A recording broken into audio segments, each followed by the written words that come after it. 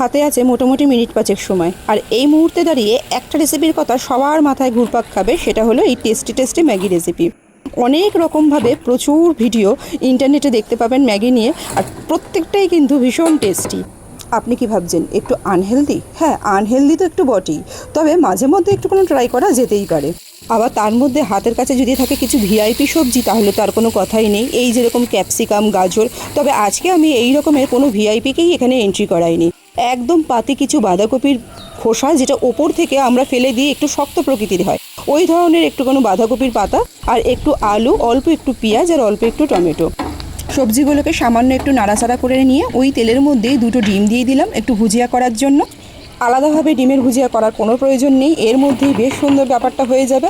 সমস্ত সবজির সাথে মিশিয়ে নিয়ে ওপর থেকে হালকা একটু কোনো নুন দিয়ে দিয়েছি, এখনও পর্যন্ত কোনো নুন দিইনি, আর ম্যাগি মশলায় কিন্তু বেশ খানিকটা নুন থাকে, সেই হিসাবে অল্প একটু নুন দিয়েছি। সব কিছু একসাথে মিশিয়ে নিয়ে সেদ্ধ করে রাখা যে নুডলসটা ছিল সেটাকে দিয়ে দেবো।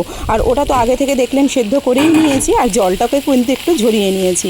ব্যাস, এবার চাউমিনের মতন করে হাই হিটে দিয়ে একটু টস করে নিতে হবে।